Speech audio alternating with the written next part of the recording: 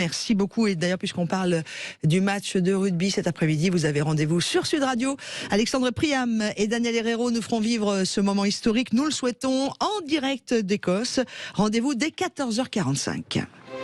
Roule, le club automobile ouvert à tous présente Sud Radio, on parle auto, Laurence Perrault, Jean-Luc Moreau. Bonjour l'ami Jean-Luc. Bonjour Dame Laurence, bonjour à tous nos auditeurs. Alors évidemment on parle auto avec vous au 0826 300 300. Vous êtes attendu dès maintenant. Il y a notre amie et belle Aude qui vous accueille au standard de Sud Radio au 0826 300 300. Vous voulez poser vos questions, vous inscrire pour une prochaine émission, vous n'hésitez pas, ou même intervenir dans celle-ci en direct. Vous êtes les bienvenus. Bienvenue aussi sur la page Facebook de Sud Radio où l'on vous retrouve. Et c'est toujours un bonheur.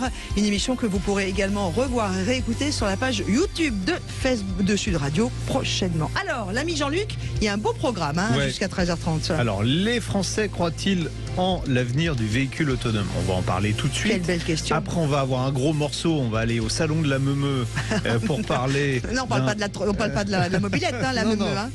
Non, on la va aller au salon de l'agriculture. Oh, la vache. Ouais, pour parler éthanol. Éthanol, un carburant produit en France. Avec de la betterave. Avec une vraie question, puisqu'on le produit avec de la betterave, mais aussi avec du blé. Est-ce que la production française d'éthanol va être impactée par la guerre en ce moment qui se déroule en Ukraine? Voilà, donc ça c'est une vraie question. Est-ce que ce carburant français qui reste très accessible, on pourrait en produire plus, puisque vous savez que le baril de pétrole là, qui frôle en ce moment et il fait le yo-yo autour des $100 va se traduire par une augmentation. Alors du on coût posera du toutes ces carburant. questions, Voilà, d'accord. Alors on va pas tout dire parce que je voudrais qu'on rentre très très vite dans le vif du sujet, mais juste un rendez-vous qui me plaît beaucoup. Moi, c'est notre rendez-vous après 13h, c'est le Classic Car.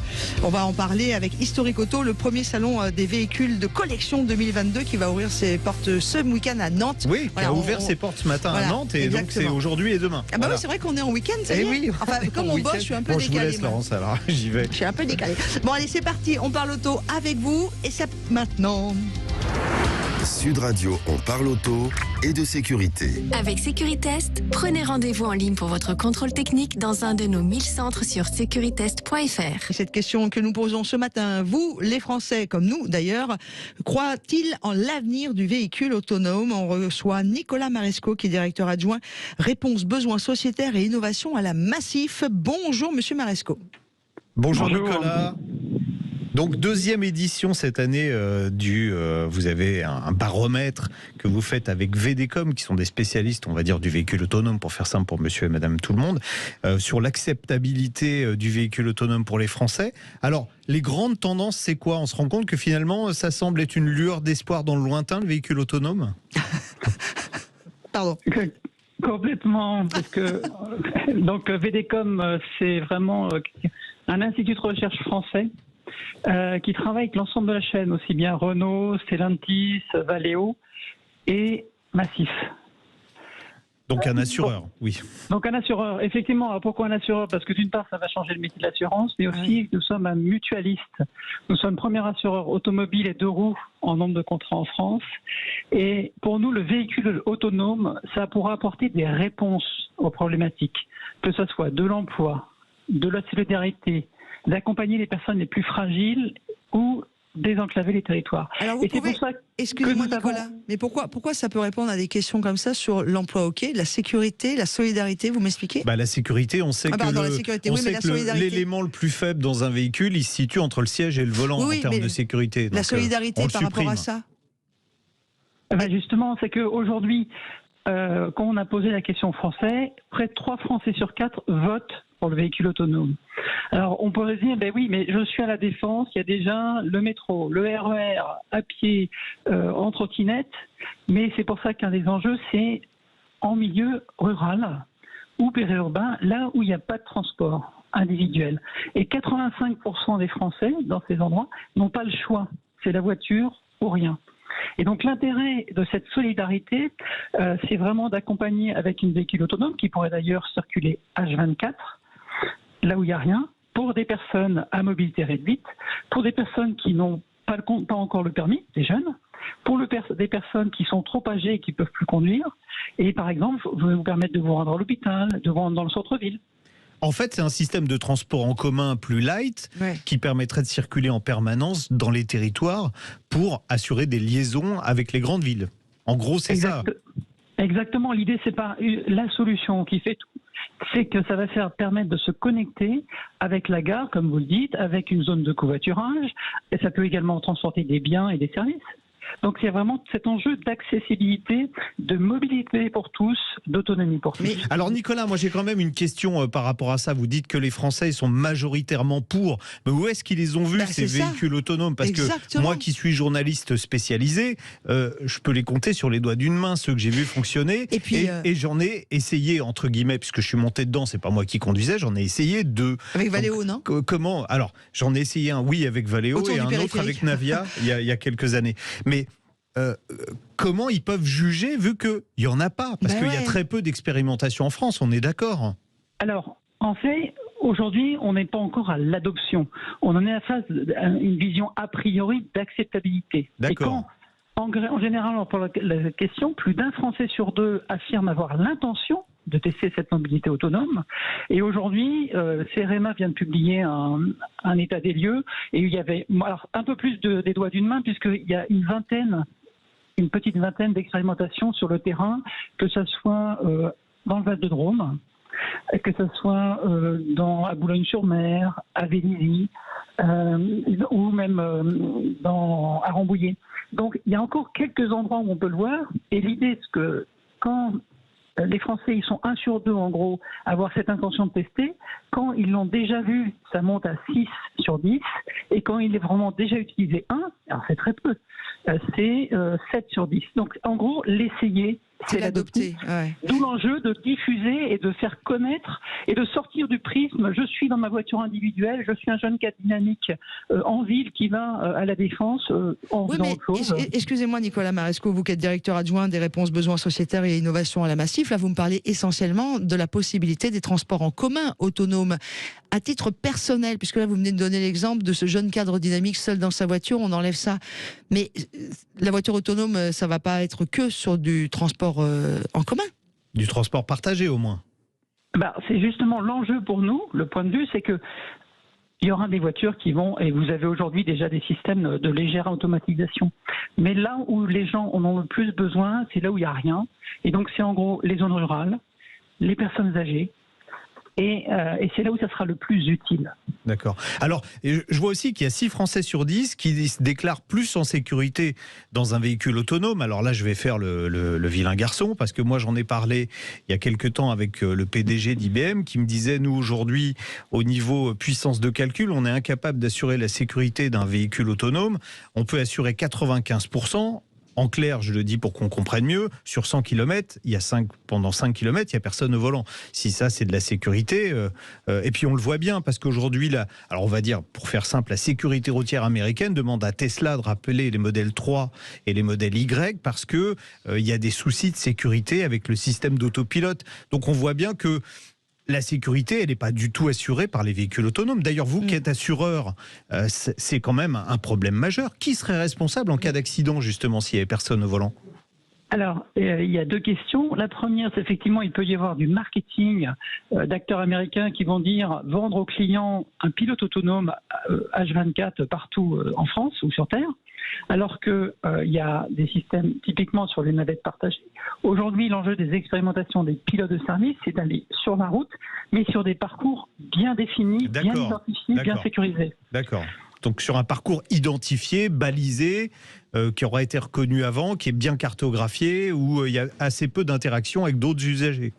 Même s'il y en a. Mais elles sont justement maîtrisées, et c'est là où la technologie, l'infrastructure, des gens comme Vinci, peuvent aider pour, typiquement autour d'un carrefour, à un rond-point, aider à le franchissement optimisé. Mais là, pour l'assureur, la responsabilité, parce que alors, ça, c'est le vrai souci. Hein. Alors, notre enjeu, c'est de protéger les Français. Et la chance en France, c'est que vous avez la loi Badinter. Et si vous avez un accident, s'il doit être renversé, c'est l'assureur qui va vous protéger. Après, est-ce que c'est la personne qui conduisait? Est-ce que c'est le véhicule autonome? Est-ce que c'est le constructeur? Est-ce que c'est le fabricant de logiciel? Ce n'est pas l'enjeu pour l'assuré. il sera toujours protégé. C'est à l'assureur ensuite de se retourner vers le bon responsable. D'accord, donc on s'en occupe pas. Nous, on est protégé, et puis on cherche pas à savoir qui est le responsable. Si c'est le constructeur, le fabricant du système autonome. J'imagine que sur ces voitures autonomes, Jean-Luc, il y aura des caméras partout. Enfin, je veux dire, tout va être filmé de plus en plus. De toute façon, tout est filmé. Mais donc il y aura vraiment des preuves. L'essai du jour, c'est la Tesla Y. Quand vous prenez une Tesla Y, vous avez 128 gigas de mémoire dans la voiture qui filme en permanence la route. Ce qui se passe autour. Donc vous pouvez regarder jusqu'à concurrence de 128 gigas d'images, toutes les caméras autour de la voiture pendant toute la route. Et là, de toute façon, vous enregistrez absolument tout. Bon, en tout cas, c'est un vrai débat d'actualité. Et puis c'est surtout l'avenir. Enfin, quoi qu'on en dise, quoi qu'on. Oui, ça sera l'avenir, mais ça vient moins vite que ce qu'on avait imaginé. C'est pour ça. Bon, merci beaucoup, Nicolas. Merci, Nicolas. Merci à vous. Je rappelle que vous êtes directeur adjoint réponse besoins sociétaires et innovation à la Massif. Moi, j'ai appris aujourd'hui qu'il y avait ce genre de. Attendez, j'ai pas fini de parler. Je savais pas qu'il y avait ce poste-là à la Massif. On en parlera un jour d'ailleurs de ces assurances, comment elles fonctionnent, comment elles travaillent. Avec ça peut être intéressant. Merci à vous. Merci, bonne journée. Route. Bonne route à vous aussi. Dites-nous, dans quelques instants, c'est l'une des premières questions auditeurs. Vous savez que vous êtes les bienvenus, c'est votre rendez-vous au 0826 300 300. Vous n'hésitez pas à venir nous retrouver pour vous poser votre question en direct sur Sud Radio dans On parle auto. Le club automobile ouvert à tous présente Sud Radio, on parle auto.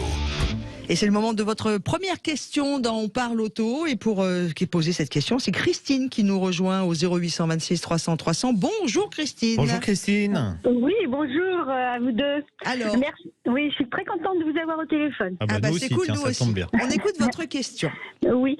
Alors, deux personnes m'ont dit, enfin deux personnes de ma connaissance m'ont dit que rouler en Auris hybride, une personne avec du 100% super éthanol, et l'autre personne 80-20 et inversement avec du 95.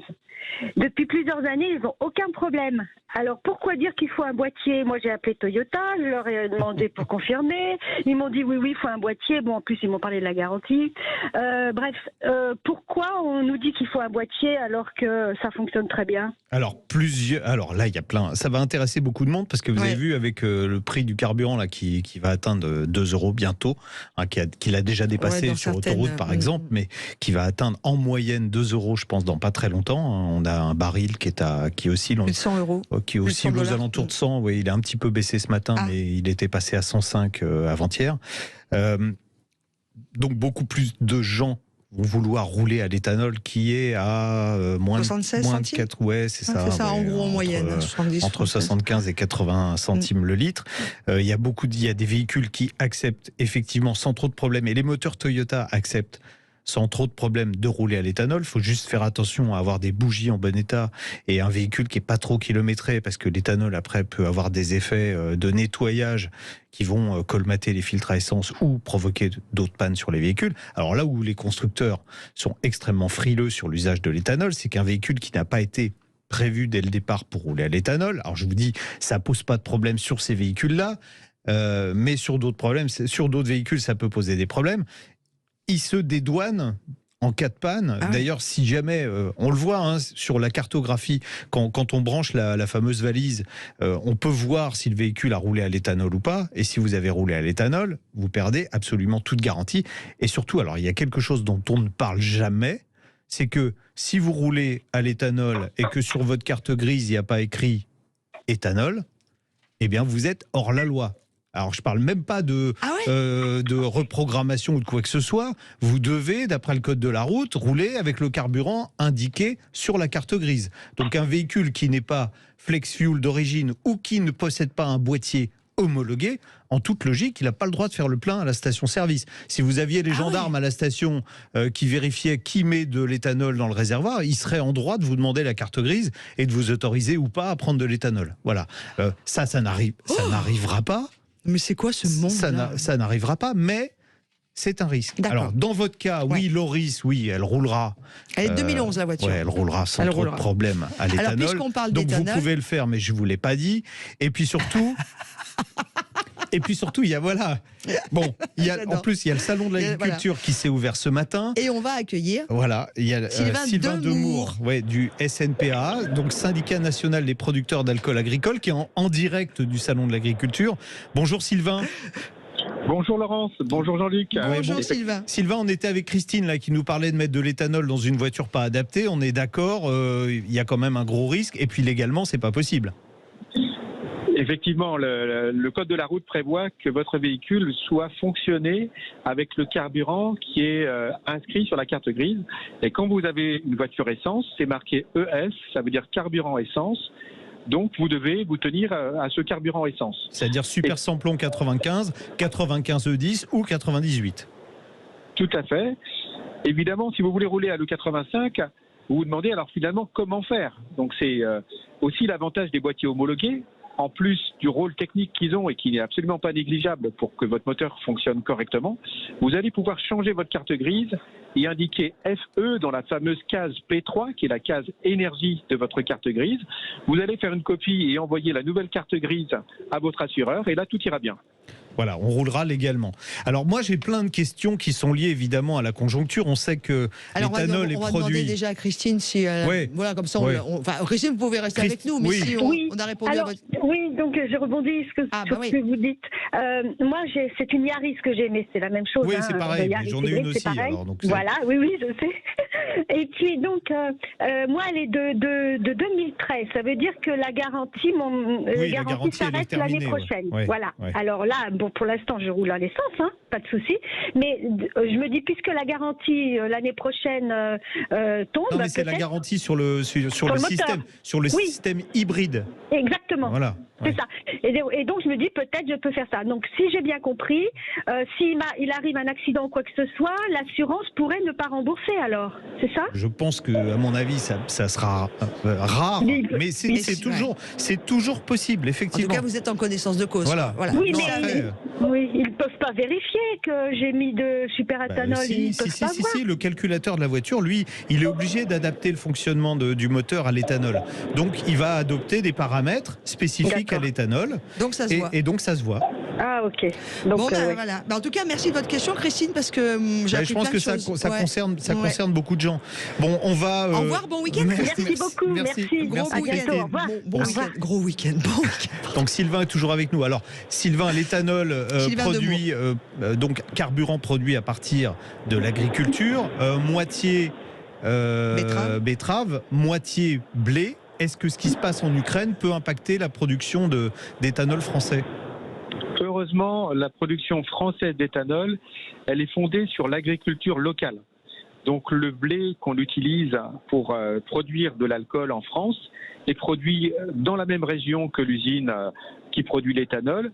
Pareil pour le maïs et pareil évidemment pour la betterave qui est une racine qui de toute façon ne peut pas circuler. Alors Sylvain Demour, ça c'est plutôt une réponse qui nous rassure, sauf que si effectivement on va aller plus loin, on ne peut plus faire appel au blé russe puisqu'il est aussi question de ça, on va peut-être devoir refaire appel au blé français et donc tout ce qui sera production d'alcool sera mis en arrière de la production alimentaire et peut-être que ce blé reviendra dans le giron alimentaire. C'est pas le même blé.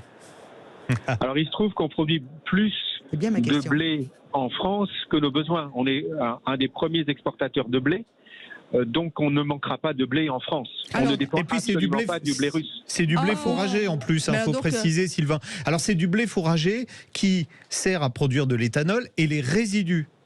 C'est-à-dire les drèches, ça s'appelle des drèches, sont riches en protéines et servent à nourrir le bétail. Donc en fait, il y a une double production.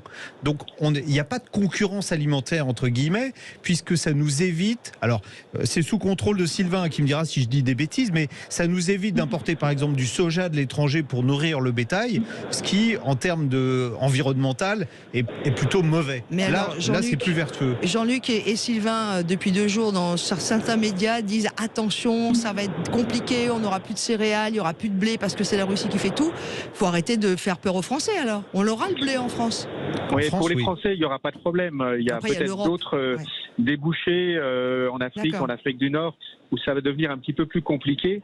Donc il faut être prudent. Il y aura des conséquences sur les équilibres mondiaux. Et ce qu'on peut dire qu'au niveau français, on a une agriculture qui est extrêmement forte et le salon de l'agriculture qui est en cours, on est un beau témoignage. On a de belles productions agricoles. on est excédentaire dans les céréales, donc on ne sera pas impacté par cela. On sera peut-être impacté d'autres manières. Sylvain, là vous êtes sur le salon qui a ouvert ce matin. C'est quoi l'ambiance un peu, puisque vous êtes un peu notre envoyé spécial ce matin à 12h24. C'est quoi l'ambiance? Comment ça va par rapport à tout ce qui se passe et à l'actualité? Il y a beaucoup de monde, c'est très paisible, les gens déambulent dans les allées et profitent de se retrouver. C'est le salon des retrouvailles. Ah. Et les professionnels regardent des choses avec prudence. Je crois que dans le secteur des semences, ils ont communiqué sur le fait que c'était un peu compliqué parce qu'il y avait de grosses productions en Ukraine et un peu moins en Russie. Mais heureusement, la France ne dépend pas de l'étranger pour ses semences et donc elle sera en mesure de répondre aux besoins des agriculteurs. Et d'ailleurs, toutes les semences qui sont destinées aux semis de printemps sont déjà dans les circuits commerciaux, évidemment. Donc, il n'y a aucune difficulté de ce point de vue-là. Sylvain, une dernière question. Est-ce que le prix de l'éthanol peut être impacté justement par l'envolée des cours du pétrole et puis la situation géopolitique Très bonne tendue? question. Alors, pour ce qui est du superéthanol, il contient entre 15% et 40% d'essence. En hiver, on est plutôt sur 40%, donc on peut s'attendre à un impact de la hausse de l'essence sur les tarifs à la pompe, mais de façon un peu diluée quand même, hein, c'est que 40%, et puis on passera en grade été dans un mois à peu près, il y aura moins d'essence.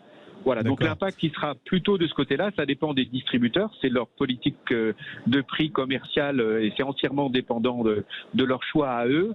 Et puis sur l'éthanol, ce sont des contrats annuels, donc les contrats sont déjà passés pour l'année, donc les distributeurs ont déjà pris en compte les différentes évolutions de prix qui ont pu avoir entre cette année et l'an dernier.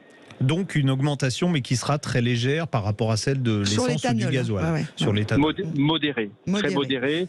Et les écarts qui sont très importants aujourd'hui, 1 euro, donc 1 euro d'écart entre le samplon 95E10 et le superéthanol E85, cet écart pourrait se réduire un petit peu, mais ça resterait extrêmement au-dessus des moyennes depuis 5 ans. Merci beaucoup de ces grandes explications. Merci Sylvain. Et puis bon salon de l'agriculture, vous irez faire la bise aux vaches et aux cochons.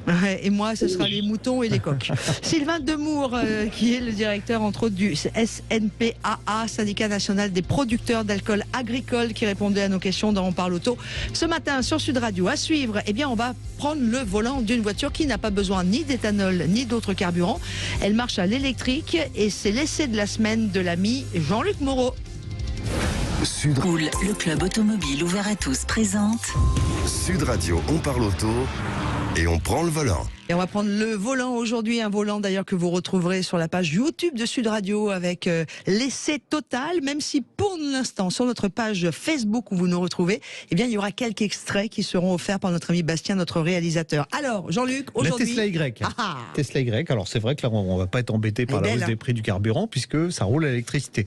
C'est grand frère de la Tesla 3, c'est un SUV 100% électrique, qui reprend 25% des pièces de sa petite sœur. Alors il paraît compact quand on le voit sur les images, mais en fait pas du tout. Il mesure 4,75 m de long, c'est un beau bébé. Vous savez que je suis rentré dedans il y a moins de 2 semaines. C'est incroyable la place qu'il y a à l'intérieur. Incroyable. 6 cm plus long que la Tesla 3, surtout 7 cm plus large et 18 cm plus haut. Et malgré ça, Tesla a réussi à garder un coefficient de pénétration dans l'air très bon.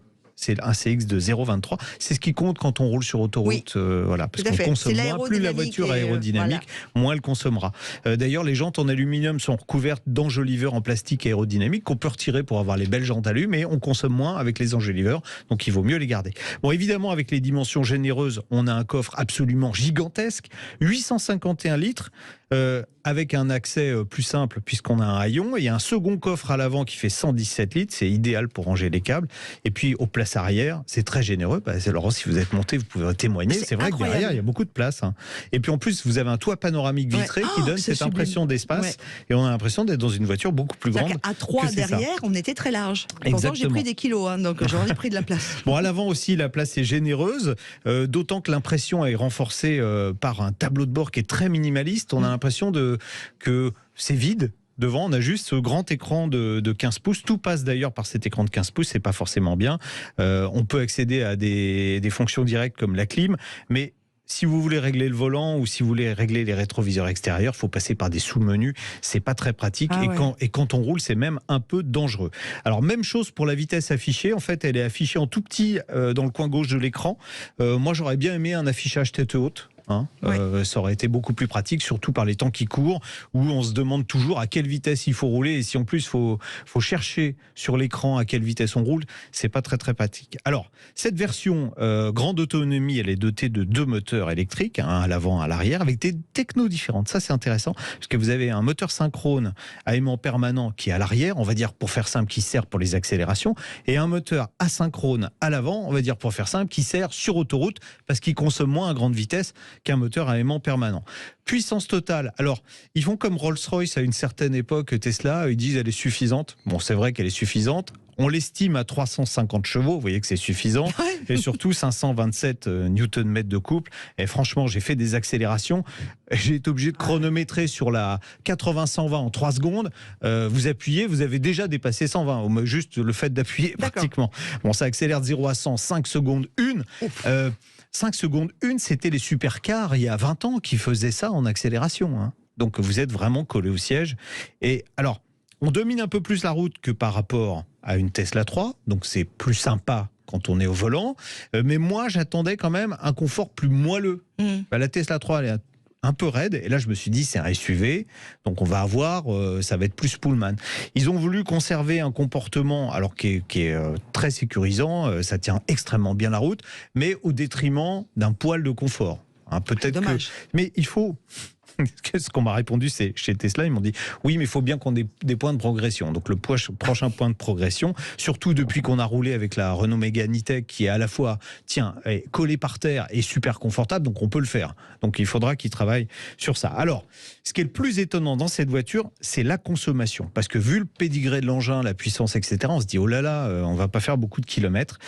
Moi, j'ai consommé en moyenne, en faisant de l'autoroute à 130, de la petite route et de la ville, 16,5 kWh au 100. Ça signifie quoi? Ça signifie 440 km d'autonomie réelle et une vitesse de charge qui va jusqu'à 250 kW en courant continu. Ça veut dire que, je vous le dis autrement, dans les conditions optimales, vous arrivez à la station où il vous reste 10% de batterie, c'est là que ça va charger le plus fort. Vous êtes sur un superchargeur V3 Tesla, vous récupérez 270 km d'autonomie en 15 minutes. Mais ça, c'est les meilleures conditions. Mais si, avec l'habitude, vous vous arrangerez pour toujours être dans ces conditions-là, on peut avoir du préchauffage de la batterie avant d'arriver à la borne. Vous arrivez à une borne V3, vous arrêtez 15 minutes, vous récupérez 270 km, c'est tout à fait gérable. Donc, on pourra faire des longs trajets, à condition d'avoir 59 900 €. Vous avez quand même 2 000 € de bonus écologique. Vous allez me dire, c'est pas très accessible. Mais bientôt, on en essaiera une beaucoup plus accessible. La Tesla 3 de base. Alors, est-ce qu'elle est bien? Vous le saurez en écoutant. On parle auto dans les semaines qui viennent. Est-ce qu'elle est pas chère? Alors, je vous le dis tout de suite, oui, elle sera pratiquement moitié moins chère avec toutes les aides. D'accord. Bon, puis après, on vous a fait des essais d'autres électriques qui sont très bien, comme la Mégane électrique qui oui, la Mégane, elle est très, on peut très aussi chouette. rester un peu français. Patriote. Merci beaucoup. Français. Allez, on retrouve ce très très bel extrait, vous l'avez vu sur la page Facebook de Sud Radio, mais surtout l'essai complet, complet, on rentre dans les détails, voilà, par notre ami Jean-Luc sur la page YouTube de Sud Radio. Allez, vous savez ce qu'on va faire, nous? On va continuer notre rendez-vous parce qu'on est bien ensemble, et puisqu'on est bien ensemble, on reste au moins jusqu'à 13h30. Voilà. Back to Car, première marque de pièces issues de l'économie circulaire, présente Sud Radio, on parle auto et d'environnement. Et alors là, on va parler en plus des voitures, les VTC, les voitures avec chauffeur, en fait, qui veulent passer au vert. Non, ils sont déjà passés au vert. Mais alors, ils vont encore plus loin, en fait. Attendez, au vert foncé. Voilà, c'est ça. Ils veulent accélérer. Voilà. Il y a déjà des VTC électriques, il y a déjà des VTC hybrides ou hybrides rechargeables. Et là, on va parler d'une société. Alors, ça s'écrit KO, mais vu que c'est une société à capitaux chinois, ça se prononce à la chinoise, Cao Cao. Vous avez vu, j'ai tout bien révisé. Oui. Ils sont arrivés, ils ont démarré à Paris il y a 2 ans, et aujourd'hui, Verouchka Bekar, qui est directrice marketing et communication de Cao Cao, va nous expliquer quels sont les axes de développement. Bonjour Verouchka. Bonjour. Bonjour. Bonjour. Alors ces voitures, vous les avez sans doute vues, Laurence, parce que Ça ne me dit rien, pour être très honnête avec vous. Parce que ça ressemble à des taxis. On parle vrai sur Sud Ouais, Radio. ça ressemble à des taxis anglais. Vous savez, les black cabs. Mais évidemment, je les ai déjà vus. Voilà. Oui, vous les avez vus. Sauf qu'on voit pas. Enfin, si, effectivement, c'est marqué en gros dessus en plus. C'est écrit Tsao Tsao en très gros. Mais maintenant que vous me le dites, voilà, je fais le lien. Ouais, c'est quoi ces véhicules, Verouchka, pour ceux qui sont pas à Paris, qui les ont pas vus? Alors, ce sont des véhicules hybrides rechargeables. Ils ont une particularité, c'est ceux qui sont déjà allés à Londres ont pu le voir. Effectivement, il y a 6 sièges. Vous avez également, puisque vous en parliez il y a une minute, un toit panoramique vitré qui permet de faire rentrer la luminosité maximum. Ouais, ou de voir la Tour Eiffel quand on passe au pied. Exactement, de voir la Tour Eiffel ou de pouvoir voir des différents bâtiments qu'on n'a pas l'habitude de voir quand on est parisien et qu'on a un peu le temps pour pouvoir regarder un peu en l'air. Et puis, on a également sur tous les véhicules une rampe d'accès pour les personnes à mobilité réduite. Donc, c'est vraiment un véhicule qui a été pensé complet, en fait. Il est vraiment construit pour la mobilité et uniquement pour la mobilité. Bien. Hein. Ouais. Et en plus, il pollue moins vu qu'il est hybride rechargeable. Combien d'ailleurs de kilomètres en tout électrique sur ce véhicule? Alors, en tout électrique, il est à peu près à 100 km. Donc ça dépend bien sûr des conditions climatiques, mais on est à 100 km. Mais là, du coup, c'est juste pour les VTC? Alors c'est un service en fait. Ce qui est intéressant, c'est que, alors à Londres, c'est des taxis. Mais chez nous, c'est pas des taxis, c'est des VTC. Alors expliquez-nous, comment vous avez démarré et comment aujourd'hui vous allez développer le concept? Alors en fait, on est donc effectivement une société de mobilité éco-responsable. On est, comme vous l'avez précisé, on a été financé en majorité par un constructeur automobile qui est le constructeur automobile Geely, qui est un des premiers en Chine. Alors Geely, c'est Volvo pour ceux qui en Chine. Voilà. D'accord.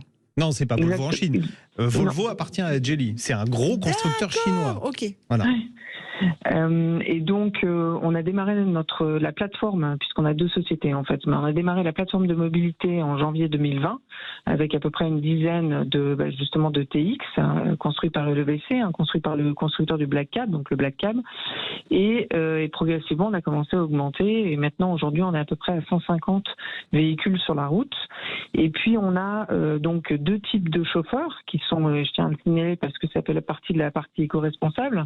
On a 2 types de chauffeurs. On a la partie chauffeur indépendant et on a décidé à travers l'autre filiale que nous avons qui s'appelle ESQ de commencer à recruter des chauffeurs en salariat.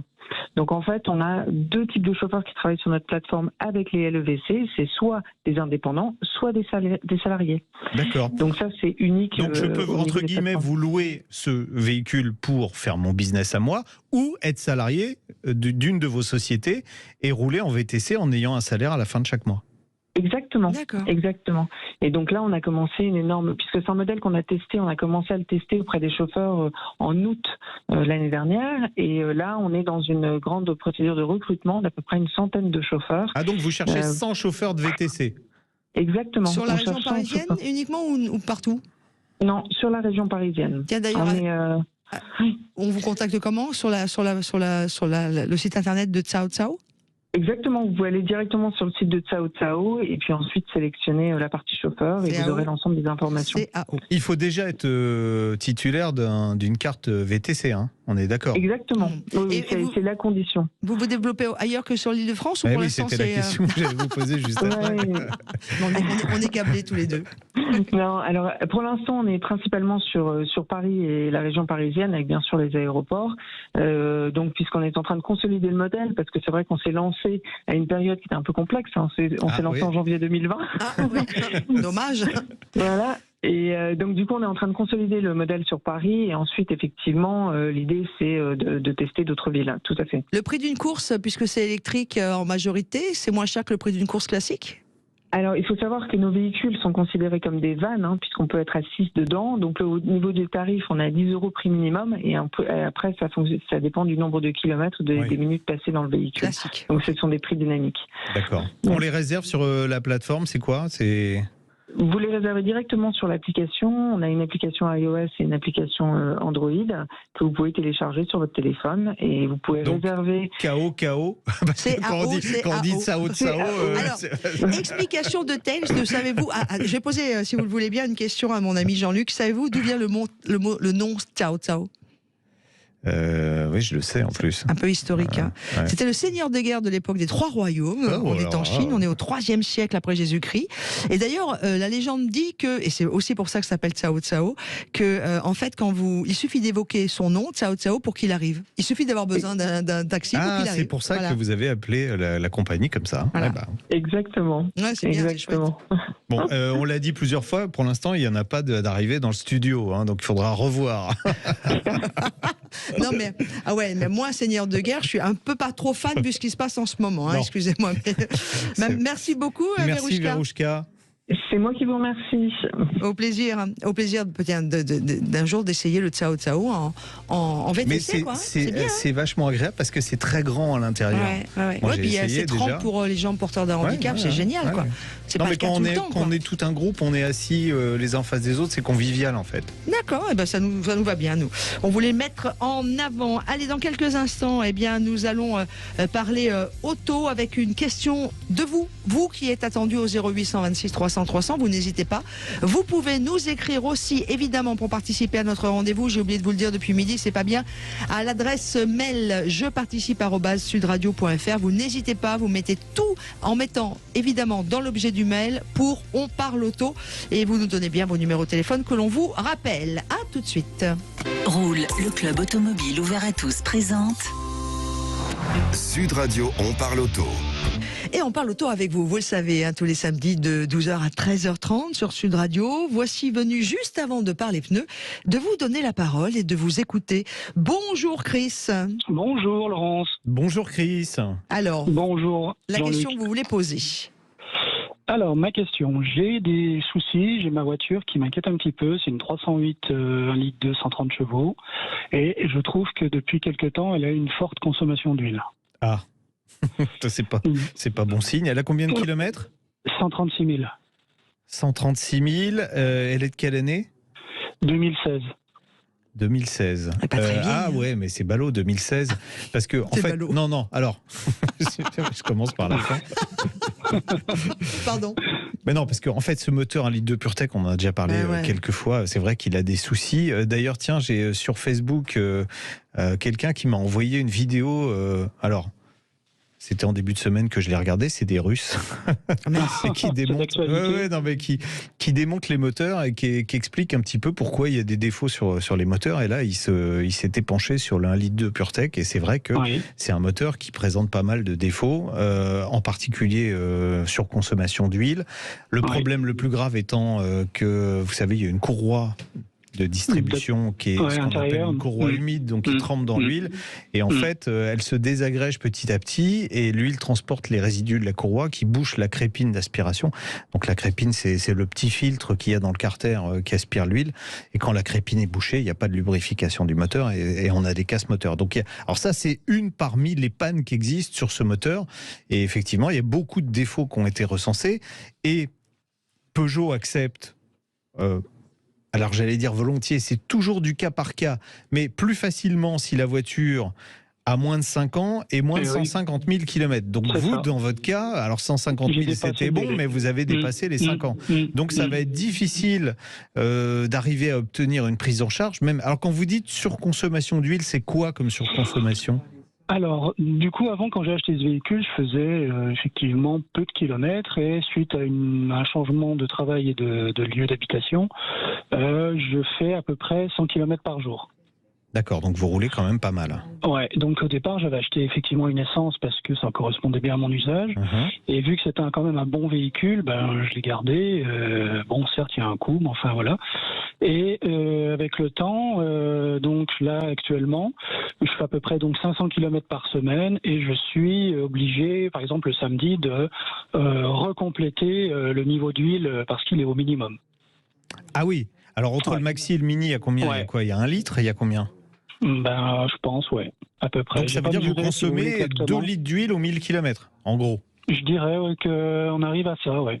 Ouais, donc effectivement, une consommation qui est beaucoup trop importante. Très fort. Qu'est-ce que vous dit le concessionnaire que vous avez joint, j'imagine ?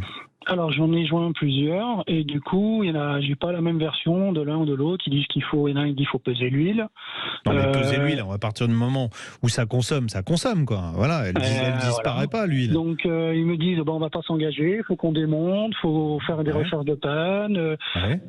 Sauf que la panne, elle est clairement identifiée par Peugeot. Donc, dire on fait des recherches de panne, à partir du moment où on sait que c'est un mal dont souffre ce moteur-là, c'est ridicule. On me répond qu'il n'y a jamais aucun problème sur ces moteurs. Chris, non, mais ça, c'est pas vrai. Je peux vous raconter mon histoire parce que là, ce que vous dites, c'est exactement ce que j'ai vécu. Oui, parce que vous aviez le même moteur. DS3. Au bout de 2 ans, la voiture, elle n'avait pas 30 000 km, 2 ans seulement. J'ai commencé à avoir des problémateurs. Genre, il manque d'huile. Attention, arrêtez-vous. Vous savez, les voyants rouges. Une fois, 2 fois, 10 fois, 3 fois. Je vais vous expliquer. Je suis quand même un tout petit peu dans la presse. Et donc, au bout de 3-4. Mon garage était adorable. À un moment, j'ai craqué. J'ai appelé les gens de DS. Ah, mais oui, mais attendez, on va vous faire encore des tests. C'est pas normal, on comprend pas. Ils m'ont tenu ce discours. On ne comprend pas. Donc en fait, Jean-Luc, c'est pas assumé cette problématique. Moi, je vais être très honnête avec vous. Qu'est-ce qui m'est arrivé ? Bon, je me suis fait voler ma voiture, mais vraiment pour le coup, en plein confinement. Quelque part, heureusement, parce que j'avais un boulet sur le. Enfin, tu vois ce que je veux dire. Et c'est pas normal. Moi, c'est vrai que j'ai de l'huile dans le coffre en permanence. Voilà. Parce que le témoin s'allume. Je mettais 1 litre tous les 1000 km. Vous utilisez bien l'huile préconisée par le constructeur. Oui, vraiment. Oui, tout à fait. Parce que ça, ils sont très cher en comparaison. 1 litre tous les 1000 km, je mettais, moi. C'était fou. Le monsieur, 2 litres, a priori. Tu vois, non, mais c'est dingue. Il faut qu'ils arrêtent de mentir. Donc, de toute façon, dans votre cas. Des frais trop importants. Ah, bah non, mais oui, dans votre cas, c'est remplacement du moteur. Quand on arrive à des consommations comme ça, c'est remplacement du moteur. Donc, et en plus, je sens qu'il tire moins, enfin, il a plus de mal dès qu'il y a un petit peu pour doubler, etc. Je sens que c'est pas pareil qu'avant. Il y a certes, il a 136 000, mais normalement, il était donné pour 300 000, je crois, à l'origine. Donc, 260. Alors, moi, j'ai visité l'usine au moment où ils ont lancé ce moteur, et en fait, vraiment, la garantie, entre guillemets, c'était 260 000 km. C'était un moteur qui est conçu pour ça. Alors, le problème après, c'est que c'est pas un moteur qui peut être rechemisé, il n'y a pas de réalisage possible. Donc on va dire 260 000, c'est quand le moteur est usé, on le change. En plus, on est pris en otage, on peut même pas revendre la voiture parce qu'on est des gens honnêtes, on va pas mettre Il faut, Chris, vous savez quoi ? De toute façon, je pense que ça va finir comme l'affaire du moteur TCE Renault, où il y aura des class action, donc où les victimes vont se regrouper. Mais alors, en attendant, faites un courrier. Non, puisqu'il faut avoir après, si vous devez aller en justice, il faut prouver que vous avez cherché d'abord une solution amiable. Aujourd'hui, c'est obligatoire. Donc, vous allez, votre concessionnaire qui vous dit on va peser l'huile, vous lui faites un courrier recommandé en disant voilà, ma voiture, elle consomme 2 litres d'huile en 1000 km, c'est absolument pas normal. Je vous demande la prise en charge des réparations, c'est-à-dire le remplacement du moteur, il n'y a pas d'autre solution. Donc, vous aurez après... ils vont vous répondre évidemment que c'est pas possible parce que votre voiture est trop ancienne et elle a trop de kilomètres, mais vous aurez des biscuits pour monter au créneau si vous avez besoin derrière. Il faut absolument faire ça. Vraiment, il faut le faire. Parce que je vous explique ce qui s'est passé au mois d'octobre. J'ai eu le témoin moteur qui s'est allumé, un témoin orange. Et j'étais sur une double voie, ça s'est allumé. Bon. Après, j'étais au travail, j'ai coupé le moteur, je l'ai rallumé, etc. Le témoin partait pas. Il s'est éteint au bout de 5-6 coupures et rallumage de moteur. Bref, j'ai contrôlé les niveaux, ça va l'air ok. Et puis peut-être 1 mois et demi après, j'ai le moteur qui s'est mis en sécurité et je pouvais plus rouler qu'à 20 km/h. Voilà. Alors Peugeot a quand même. Et on m'a fait changer ils m'ont fait changer à la suite de ça, ils m'ont fait changer le pot catalytique. Ah, moi, pareil, moi, il me faisait tout changer, moi. D'accord. À chaque fois. Là, on fait le test du dernier espoir. Enfin, c'était dingue, quoi. Alors qu'ils savent très bien. PSA a identifié 6 défaillances critiques sur ce moteur, qui prennent en charge, alors au coup par coup.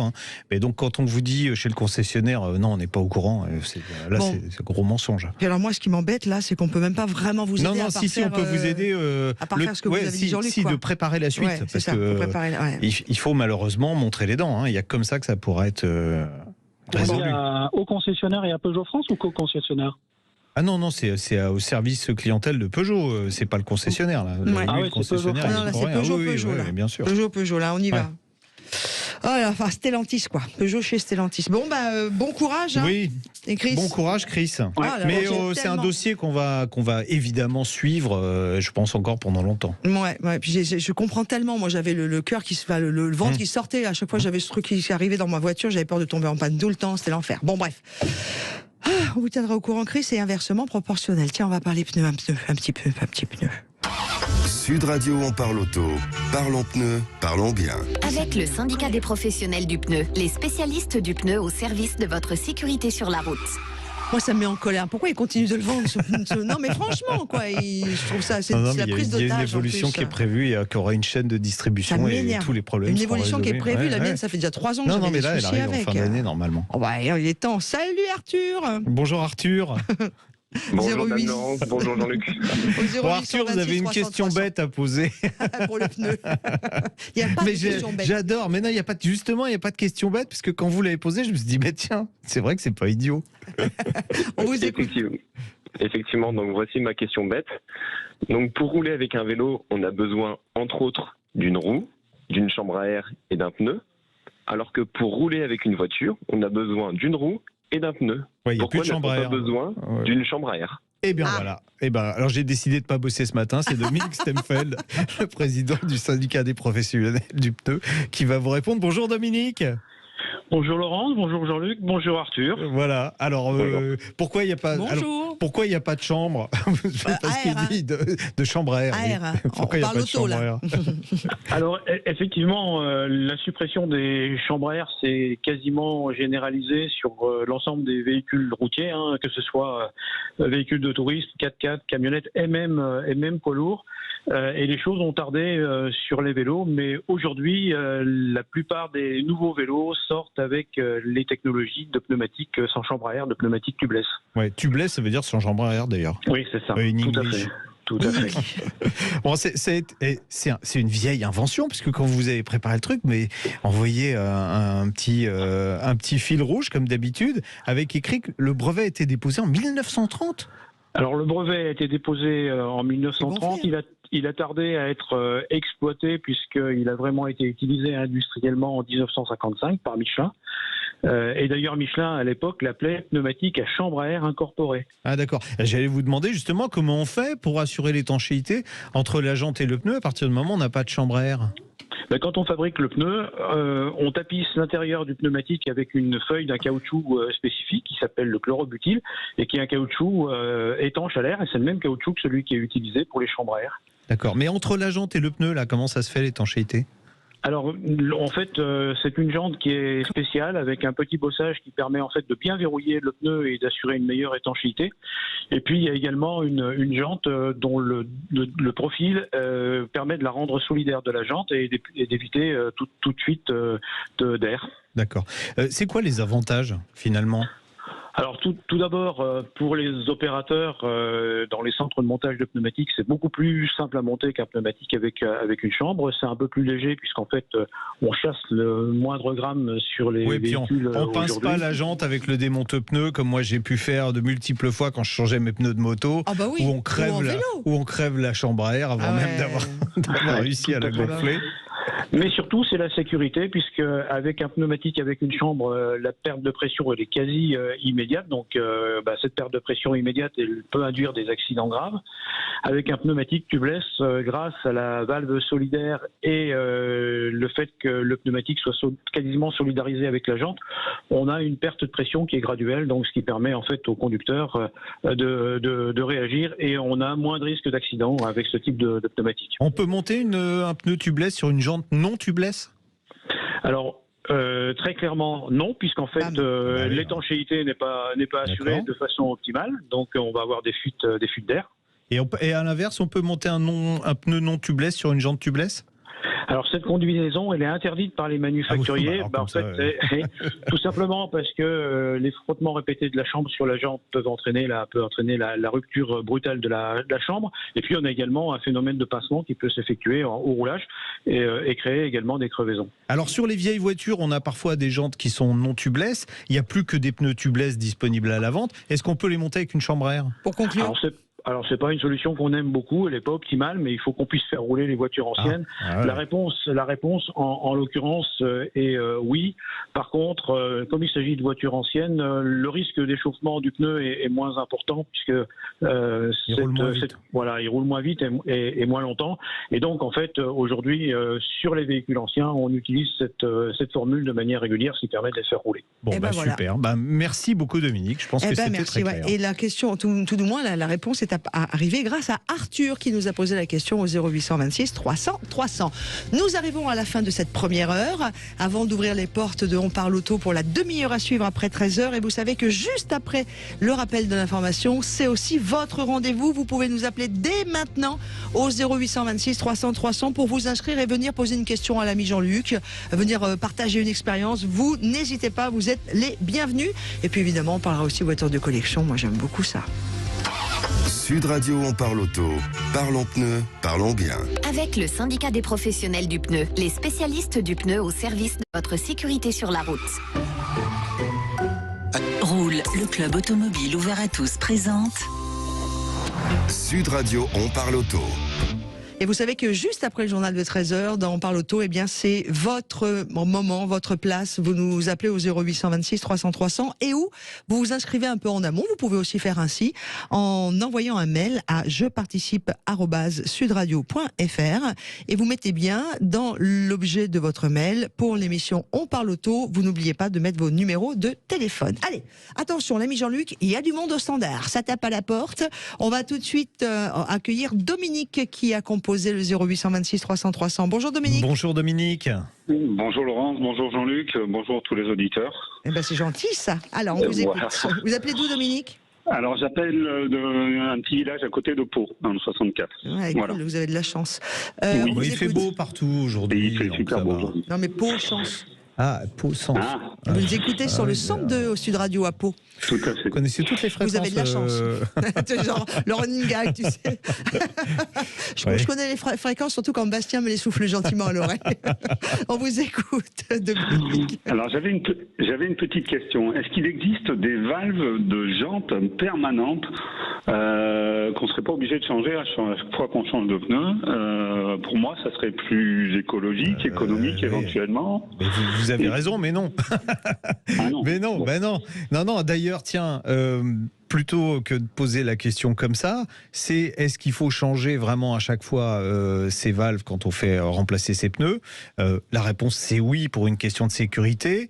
Vous savez maintenant, en plus il y a des valves qui ont un système de mesure de la pression interne du pneumatique, donc il est important aussi de éventuellement remplacer parce qu'il y a des piles sur certains modèles et il faudra avoir des piles neuves, donc on est obligé de les remplacer assez régulièrement.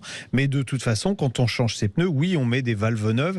Alors ce que ne font pas toujours les professionnels peu scrupuleux, moi ça m'est arrivé, hein. J'ai fait changer des pneus sur ma voiture, j'ai bien demandé expressément qu'ils me remplacent les valves parce qu'en plus j'en avais une qui fuyait, donc j'ai pas fait gaffe quand j'ai récupéré la voiture et après je me suis rendu compte que le pneu en question se dégonflait encore, se dégonflait et il m'avait pas changé les valves, hein. Okay. C'est pas pour le prix d'une valve, franchement ça coûte 4 fois rien, quoi. C'est même pas 1 euro. Bon, ben voilà. Donc il faut remplacer la valve permanente qu'on ne remplacera pas, non.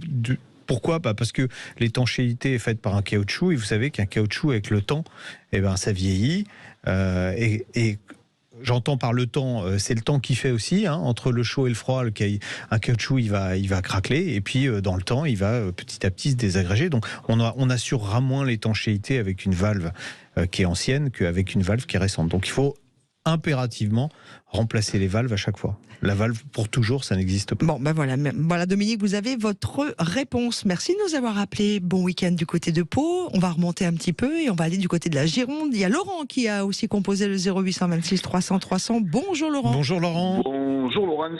Salut Jean-Luc. J'adore l'accent. Tranquille. Ouais. En plus, c'est l'heure de l'apéro, là, tout va bien. On vous écoute. C'est une histoire de Fiat, a priori. Ouais, c'est ça. Non, pas c'est le tableau de bord? Non. En fait de compte, on a acheté une petite Fiat. J'ai acheté une petite Fiat pour ma fille. Une Fiat 500? C'est ça, une Fiat 500 litre 2. Voilà, une 69 chevaux. J'ai acheté sur Peugeot à Toulouse. Donc, et en fin de compte, là, je viens de faire la vidange. Donc, elle a 23 000 km. Elle a encore garantie 1 an par Toulouse.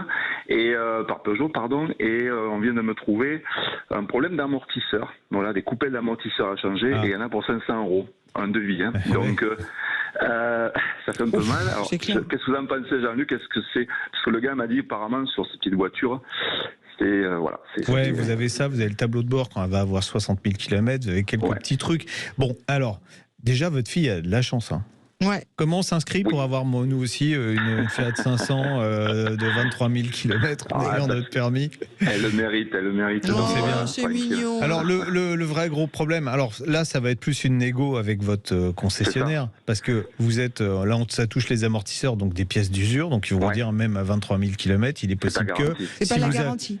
Non, mais non, parce que en fait, c'est des pièces qui vont être soumises à des contraintes importantes. Si vous roulez que sur des mauvaises routes avec des trous, des bosses ou dans les champs. Non, c'est parce qu'elle vient trop souvent à Paris avec les travaux d'Hidalgo. Exactement, c'est ça. Elle est tombée dans les trous des travaux d'Hidalgo.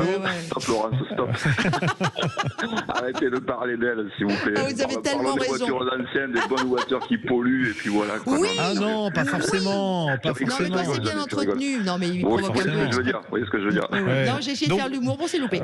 Donc là, dans votre cas, il faut que ce soit une négo, sympathique.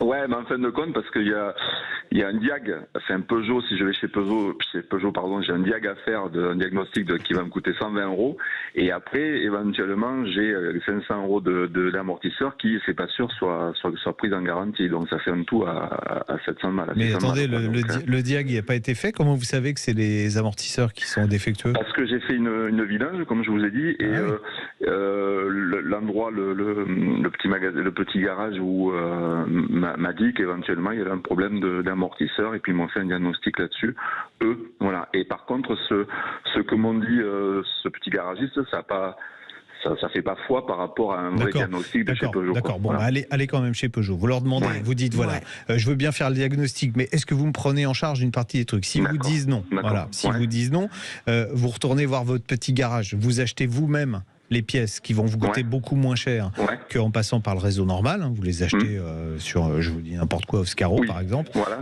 ça va vous coûter 50% moins cher à tous les coups, et vous faites faire les travaux par le petit garagiste. D'accord, ok, je vais faire comme ça. Ok, merci. Alors donc, en plus, quand vous allez aller à Toulouse, vous allez écouter Sud Radio sur le 101.8, et quand vous revenez du côté de Bordeaux, c'est sur le 106. Mais bien sûr, j'ai mon fiston qui est à Toulouse et qui fait ses études, donc allez à Toulouse aussi, tant qu'on y est. Bon, mais c'est super. Mais en tout cas, vous prenez bien soin de vous et de votre famille, ça fait toujours plaisir à entendre. C'est gentil. Merci à vous. Un bon week-end.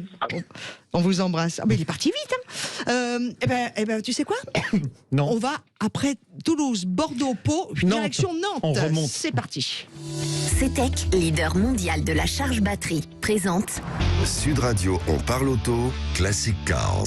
Et surtout qu'à Nantes, puisqu'on est complètement dans les bonnes nouvelles, on écoute maintenant Sud Radio en DAB+, et ou sur l'application Sud Radio sur votre téléphone portable. Alors dis donc, on va vivre les Classic Cars parce que c'est le salon de véhicules de collection 2022 qui ouvre le premier salon. Depuis ce matin à Nantes. Ouais, c'est le premier salon, il n'a pas eu lieu l'année dernière, on sait un petit peu pourquoi. On a Charles Hervouette avec nous qui est l'organisateur. Bonjour Charles. Oui, bonsoir. Bonjour. Ah oui, parce que j'allais dire bonsoir, il y a un gros décalage horaire avec Nantes.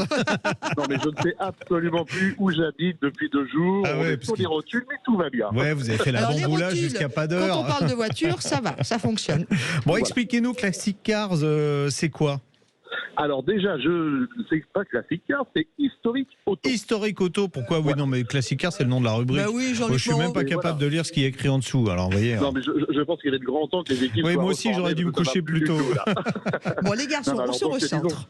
Voilà, on se recentre, on essaie de rester calme, nous allez serein et professionnel, Jean-Luc surtout. On y va.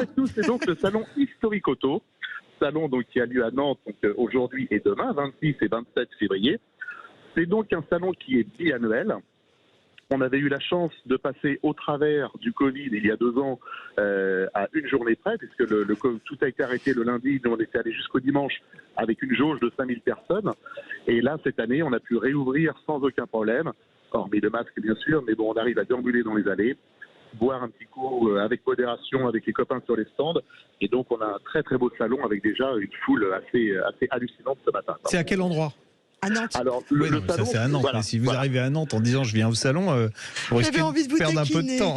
Mais tout le monde est au courant. En plus, Nantes, on sait bien que c'est une voie de ville qui adore l'automobile, donc il n'y a pas de souci. Oui, je suis pas sûr, Nantes, mais bon. En fait, c'est à la Beaujoire, salon de la Beaujoire. Donc c'est le Parc Expo. C'est face au fameux stade de la Beaujoire, qui est un petit peu plus connu du milieu sportif. Et en fait, donc c'est footballistique surtout, parce que nous, le rugby, on n'est pas trop rugby chez nous. C'est bien dommage. On est plus ballon rond. Non, on joue avec des vrais ballons chez nous, pas des trucs ovales. Oh, ça suffit. Nous, on joue avec des ballons ovales parce qu'on a beaucoup plus de style. Bon, et on peut y voir quoi? Parce qu'il n'y a pas de joueurs de foot dans votre salon. Donc, et je suis sûr que peut-être qu'il y en a, mais on est tous masqués, donc je ne les reconnais pas.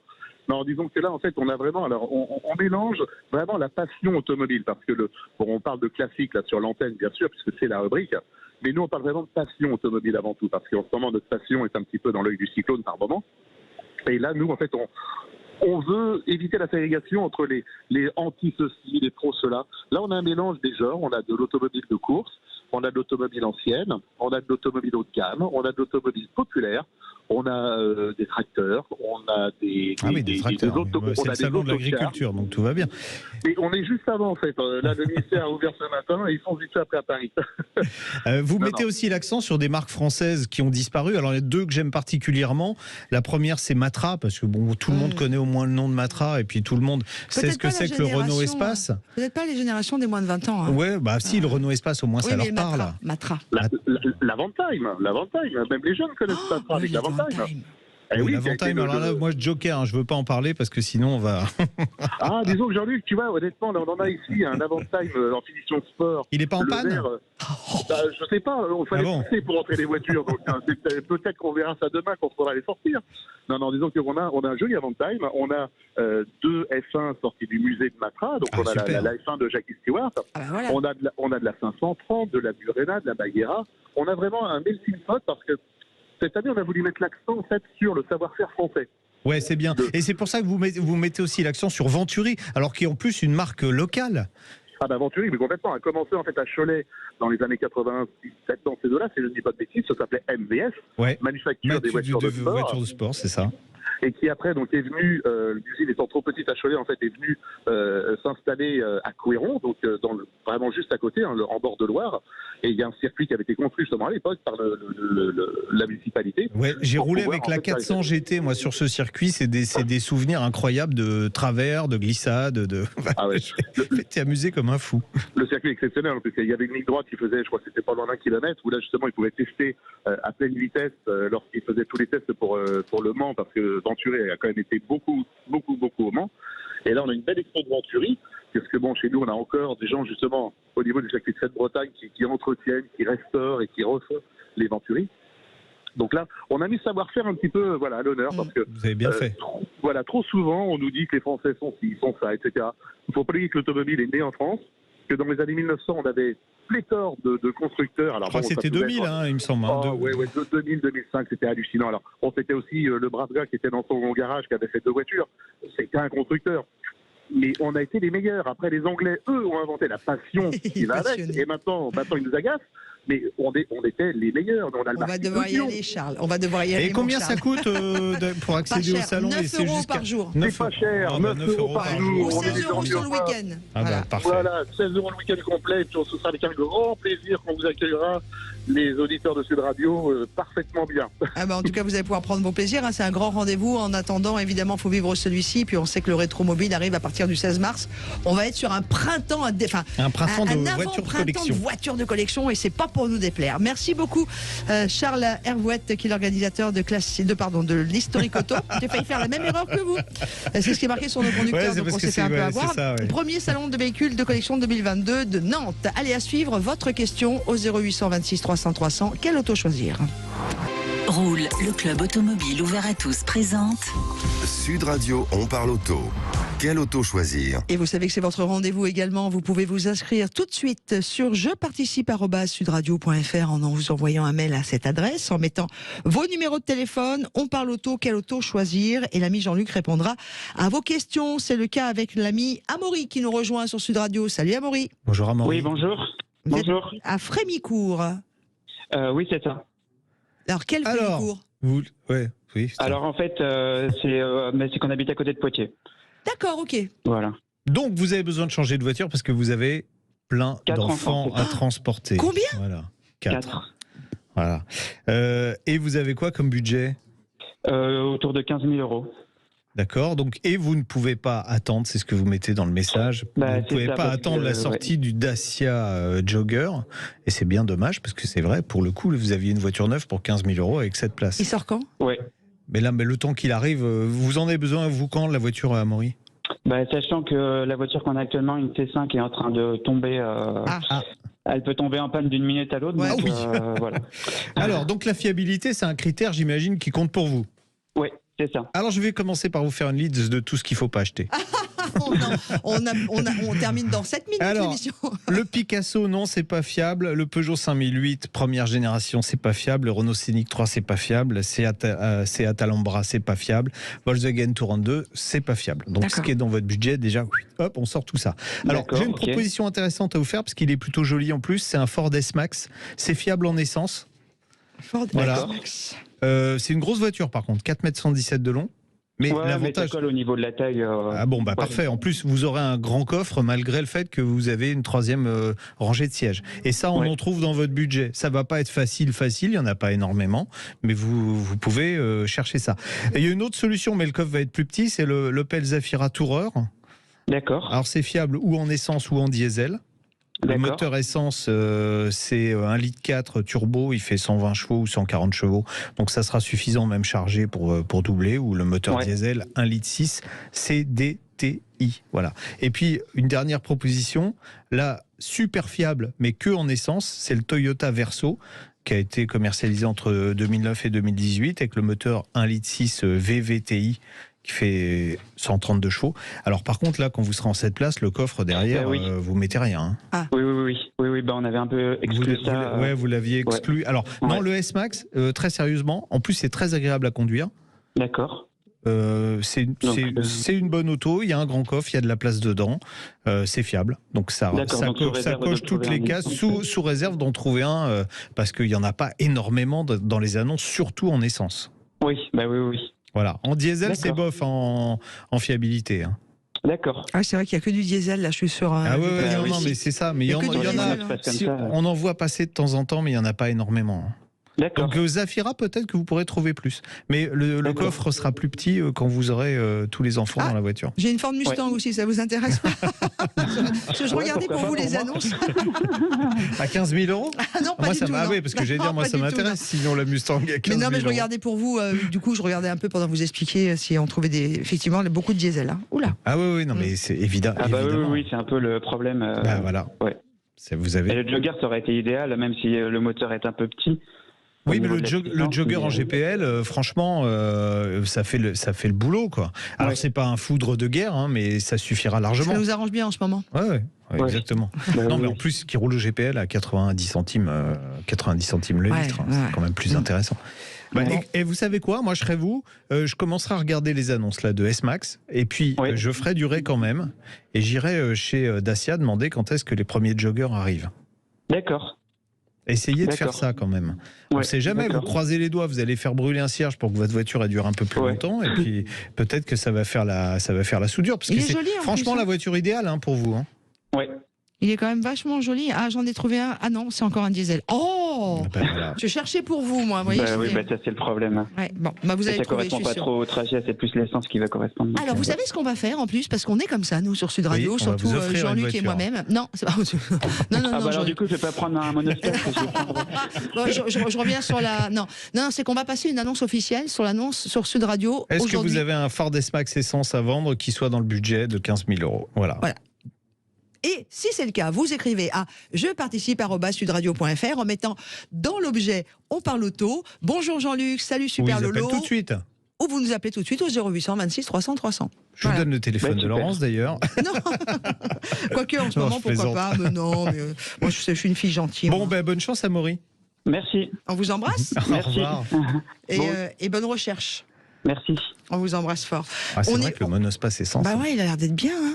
Non, mais c'est pas facile à trouver. Oui, mais il a l'air d'être bien, parce que du coup, je regardais quand même. Oui, le S-Max, c'est bien. Moi, j'aime bien. C'est une voiture que j'aime bien. Il est top, hein? Oui, il est joli en plus. Tiens, vous savez, on va pas parler que de voiture. On va parler d'actualité aussi liée à la voiture. C'est parti. Sud Radio, on parle auto. Des bénéfices records pour fêter le premier anniversaire de Stellantis. à peine un an après la création du groupe qui est issu de la fusion entre le français PSA et l'italo-américain FCA, eh bien le groupe annonce un bénéfice net record de 13,4 milliards d'euros. Des bons résultats qui sont surtout à mettre au crédit du marché nord-américain qui affiche à lui seul un résultat opérationnel de 11,356 milliards. Bon, cette bonne santé va permettre au groupe d'accélérer dans le domaine du véhicule 100% électrique. Il proposera ainsi 32 modèles dans 2 ans. Elle va aussi permettre aux salariés de toucher de substantielles primes. Stellantis annonce une prime d'intéressement d'un minimum de 4 000 € pour les salariés français. Ce sera même 14 000 $ pour les salariés américains. Stellantis d'ailleurs et surtout Renault qui vont être impactés par la guerre en Ukraine. Effectivement, en 2019, l'ancien groupe PSA a investi près de 500 millions d'euros dans l'usine de Kalunga au sud-ouest de Moscou pour produire des utilitaires, une production qui pourrait se retrouver à l'arrêt, comme ça a déjà été le cas par le passé. C'est encore plus compliqué pour Renault, dont la filiale Lada est le premier constructeur russe. Le groupe français est aussi très présent avec Dacia, dont les véhicules sont vendus sous la marque Renault en Russie. Au total, c'est 10% du chiffre d'affaires qui pourrait être impacté. Et puis les SUV d'ailleurs, qui représentent désormais 50% des ventes en Europe. Depuis le début de l'année, le marché européen est en chute libre avec un effondrement des ventes de 28% en janvier, une situation qui ne va malheureusement pas s'arranger avec la guerre en Ukraine. Dans ce tableau sombre, une catégorie tire son épingle du jeu, les SUV. Ils ont atteint une part de marché record avec 49,7%, c'est-à-dire près d'une vente sur 2 sur le vieux continent. C'est une progression de 11% par rapport à 2021. Un petit cocorico pour terminer, c'est le Peugeot 2008 qui arrive en tête du classement des SUV devant le Volkswagen T-Roc et la nouvelle Toyota Yaris Cross. Voilà, produite en France, Cocorico aussi. Ouais, Cocorico, mais carrément. J'ai revu encore dernièrement, rapidement, là pour conclure, le RAV4 redessiné de Toyota. Le nouveau, l'ancien rêve qui a été redessiné là. Oui, mais le tout nouveau, c'est l'Yaris Cross. Il est beau. Non mais sérieux, il est super joli. Mimi comme tout, il est assez sympa à conduire. Allez, ce qui est mimi comme tout aussi, c'est toute l'énergie d'un pays qui va être derrière l'équipe de France cet après-midi en rugby évidemment, avec un rendez-vous Écosse-France dans le cadre du tournoi Destination, vous le savez, et on vous donne toute l'équipe de Sud Radio et en particulier Alexandre Priam et Daniel Herrero qui seront en direct d'Écosse pour nous. Rendez-vous à partir de 14h45 cet après-midi sur l'antenne de Sud Radio. Match évidemment à 15h15 et puis surtout tout de suite, moi je vous laisse aussi dans les mains passionnées et passionnantes de toute l'équipe de Invino. Autre passion, il s'agit d'Alain Marty à consommer avec modération mais toujours avec beaucoup d'émotion. À samedi prochain. Ça serait bien que Invino nous trouve d'autre chose que de l'eau d'ailleurs. Mais pas à l'antenne. Allez, bisous, bon week-end tout le monde. Sud Radio, on parle auto. Avec Roule, le club automobile ouvert à tous. Chez Netto.